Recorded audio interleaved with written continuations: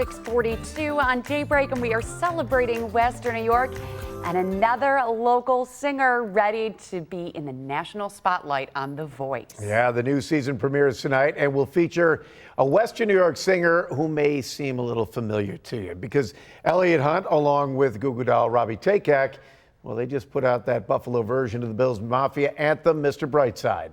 Destiny is calling me. That was something I never expected to really be a part of. And so another voyage begins for a Western New York musician.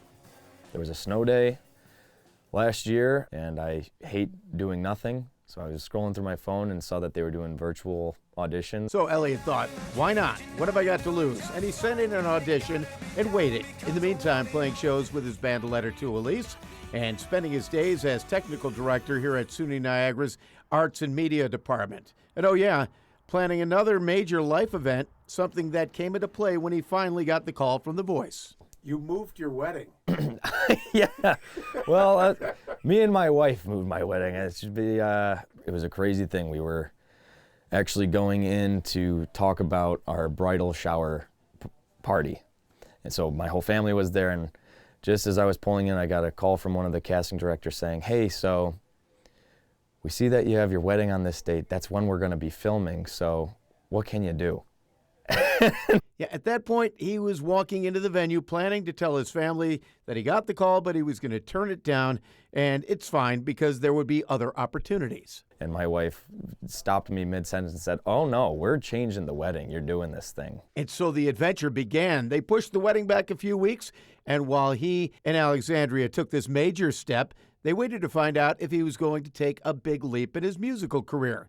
And the answer was yes. You have all these artists that come from different backgrounds. I see myself as like the gigging musician who, plays these 3-hour cover shows here, and then the next day you play the acoustic shows, and then you were also surrounded by artists who have never played a gig. They've made music in their bedroom, and they've played the streaming game and all of that. So it was really cool to see how we were all pirates, but in different ways. Excitement only grew with the success of West Seneca's Sydney Sterlace last season. Elliot says the whole experience pushed his creative boundaries. For me, that whole experience was crazy because I've never played a gig by myself. I think a stage should be shared, and that whole experience, you're kind of alone through it all. Alone, except for a little message from home before he took the stage. There's going to be a little message from Robbie there. Yeah, they called me up and asked me to do a little video for him, so I was like, give him hell, kid.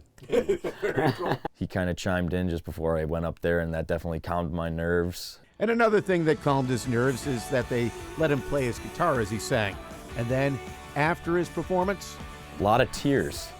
You'll see Mr. Hunt comes in because, they fly your family down. Yeah. And, we broke down too many times.